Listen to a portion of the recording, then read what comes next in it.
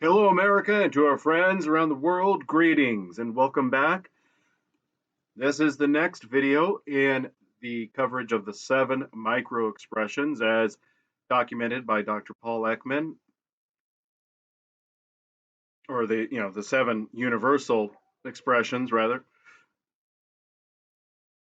This one is sadness, and sadness really doesn't need much in the sense of explaining. Anyone who's suffered a loss, an upset, whether it's losing a game that you've practiced to win, failing a test you thought you studied for, a relationship going south, and most significant of all, the death of a close family member or friend. Almost everybody has experienced sadness. The variable factor in the upper right corner at the 1 o'clock position is a 1, so it's low on the scale. Again, this is a universal emotional expression that Dr. Ekman was able to document in North America, all the way to New Guinea and points in between. It's universal amongst men and women, boys and girls. When it states that it's open, as similar to surprise, it's not that it's an open invitation, it's that it's openly displayed. When you see it, you know it. And of course, I've got video clips to help, so that you're able to recognize it. We're going to skip over JC because we've covered JC, and there's a reason I want to skip over it. We'll come back to it. Again, sadness is fully displayed on the face. I mean, it goes through the rest of the entire body, but to be certain that it's sadness, you're going to see the expression on the face. The DRS rating is 1, so it's again very low, and it's deception not likely. The reason is when somebody is in the emotional state of sadness, it's almost unshakable. It's just you're not unless you're somehow, unless you're trained to fake it. And even Dr. Ekman talks about this in his Emotions Explained book, that when you do the emotional display of sadness or fear or anger, using those muscles to mimic that expression actually stimulates your emotional response. So if you're already in a good mood and then you want to practice these these muscles to find out, which muscles are activated for sadness, it's going to trigger that emotional response. So they're very interconnected. Now the microphysiological is going to be tearing. Not always, but it's going to it can happen. And I made a reference to this of using the index card test when watching people. For example, women in particular in court will mask their face when they're crying.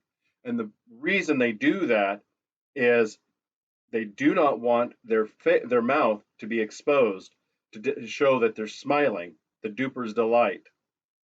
And they'll somehow get themselves even tearing, but most of the time not, from what I understand. But it is a manipulation tactic, so be aware of that. Again, the confirming and amplifying gestures of sadness is sadness. To review, the signs of sadness are the raised inner corners of the eyebrows, a drooping upper eyelid, and slightly pulled down lip corners.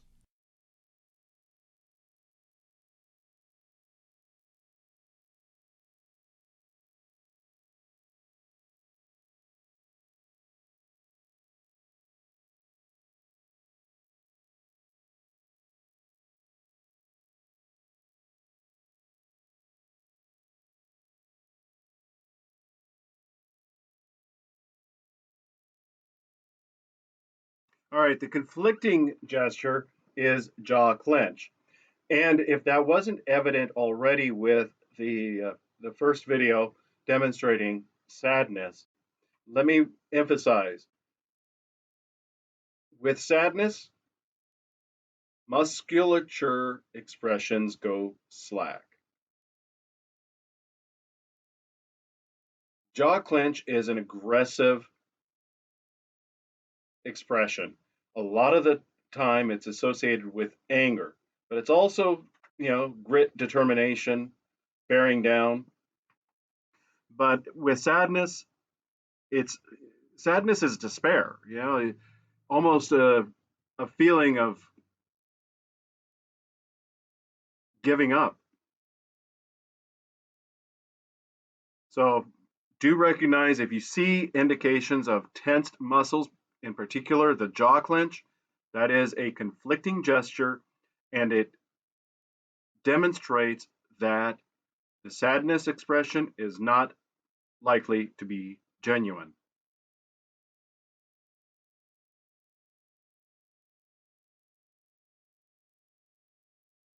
In sadness, the inner corners of the eyebrows are raised in the center of the forehead. The upper eyelid often droops, and the lip corners are pulled down slightly.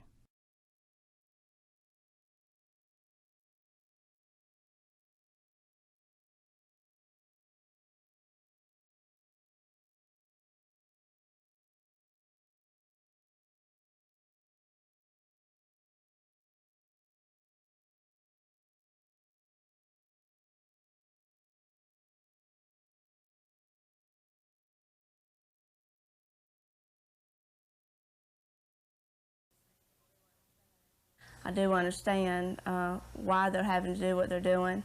I'm all they have. Right now, they have not been able to rule anyone out. I don't think I'm any more of a suspect than anyone in this case right now. It's very painful to know that anyone would think that either of us had anything to do with this abduction of our children. But me and my wife know the truth. The previous clip, if you're not aware, is David and Susan Smith from the mid 1990s. Susan Smith had been having an affair and wanted to run off with the man she was having the affair with, but he didn't want children. So she took her children, put them in the back seat, and drowned them in a local lake in South Carolina. This is their interview that they gave, and as you can tell, she is the dominant individual, rapidly talking, hand over his, reaching over to him. And I took this still shot of his face so that you can compare it to the previous microexpression tutorials to be able to look at it, to see if the eyebrows and are matching up to the way that they describe it and all of the other features that they go into detail describing sadness. Go back, watch the video, turn the sound off, slow it down on that portion, and examine it and do a checklist to see if his matches and if hers matches.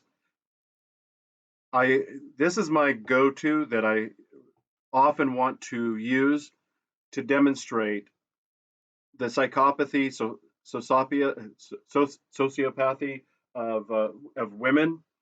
In our society, we give a blank check to women that they can do no wrong. In reality, women are most likely to kill children, as evidenced with a lot of the other videos that I've documented of them both taking advantage inappropriately of children as well as ending them. Uh, this is, even the Grimm's fairy tales warned about the treachery of women with children. So, but no, I don't want to get off tangent with that. The big focus, though, is to look at sadness and to be able to recognize when it's genuine and when it's not. Apparently, Susan Smith, at the end of last year, was up for parole, was denied through a temper tantrum. Any questions or suggestions? Leave them in the comments. Good luck.